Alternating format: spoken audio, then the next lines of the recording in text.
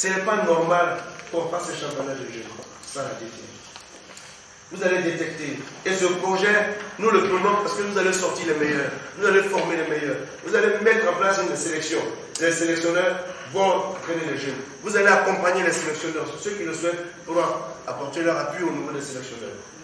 Et vous allez même pendant les compétitions, si nécessaire, accompagner certaines équipes. Ne serait-ce que pour pouvoir accompagner les sélectionneurs. Et nous allons gagner des trophées. Et nous allons donner du bonheur. Parce que c'est un travail scientifique qui se fait. C'est un projet sur 6 ans. Je dis 2020, 2019, 2026. On commence maintenant, c'est 2020, 2026. Peu importe les mandats des jeunes et des autres, sachez que travailler à ça. Quand on a pris Camara, on a dit que c'était un projet pour préparer une sélection pour 2021. Aujourd'hui, on est là. Les jeunes sont à la porte de la 2021.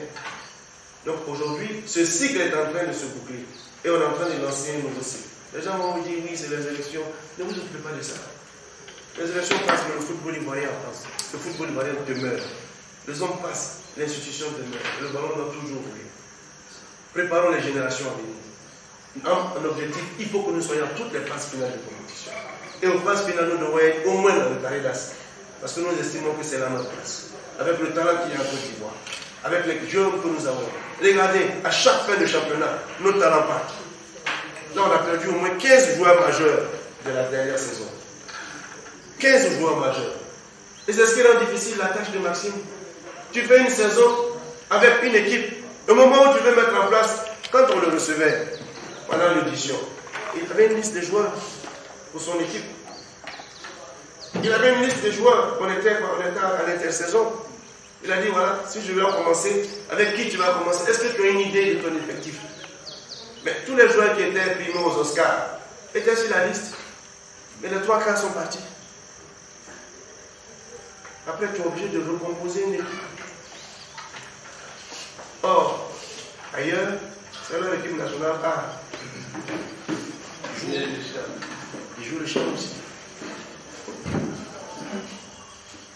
Si nous continuons à travailler de façon méthodique, nous allons arriver. Il y a les compétences et il y a la volonté. Je voudrais DTN vous inviter à se pencher sur ce projet, faire en sorte que nous puissions le réaliser avec toutes les compétences qui sont mises à votre disposition. C'était extrêmement important de permettre à tous les membres de la délégation technique nationale d'abord de se connaître.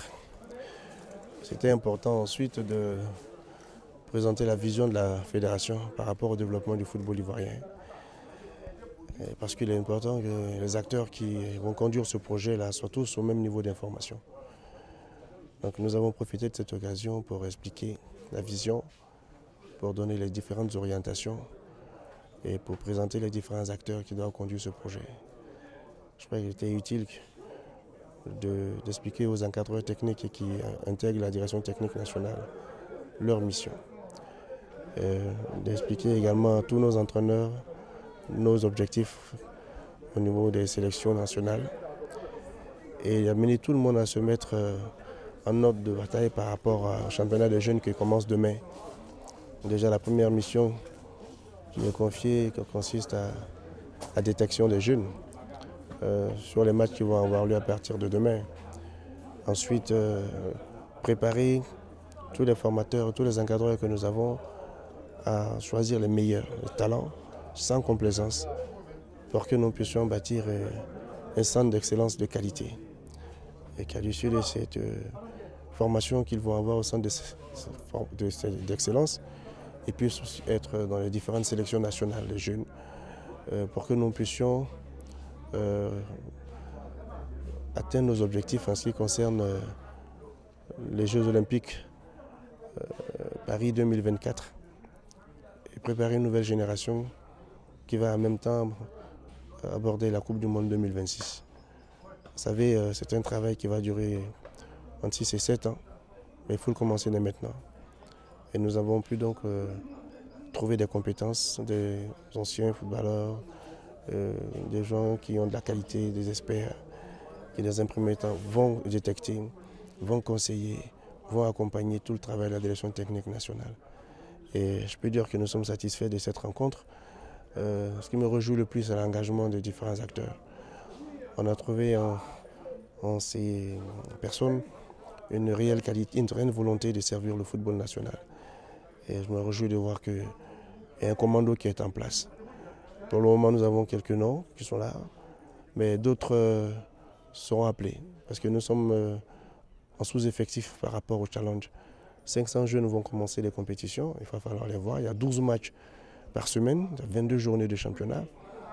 Après, vous avez près de 120 clubs qui vont participer aux compétitions sur toute l'étendue du territoire.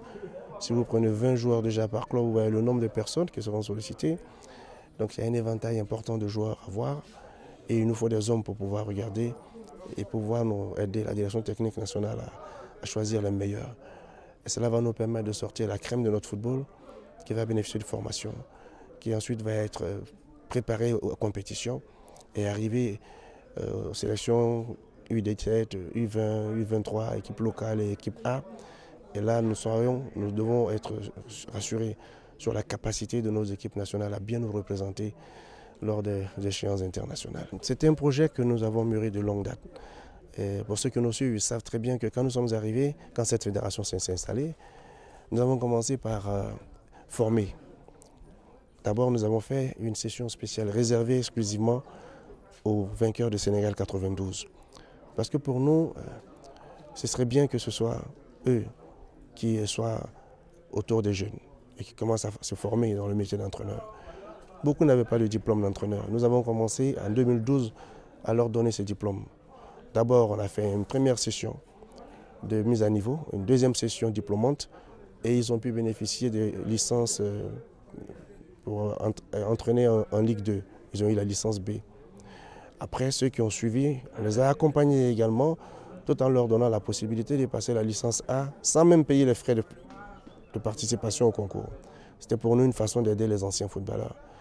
Et c'est ainsi que des joueurs comme des ex-joueurs comme Kassi Kouadio, Abdoulaye Traoré, Oumar Ben Salah ont eu leur diplôme, Begré Yago, Sakanoko et autres. Donc tous ces joueurs-là aujourd'hui, pour beaucoup, sont des entraîneurs. Et nous avons ensuite fait la place pour eux. Vous avez Dao Lassina qui est entraîneur en équipe nationale des moins de 17 ans, qui est le sélectionneur.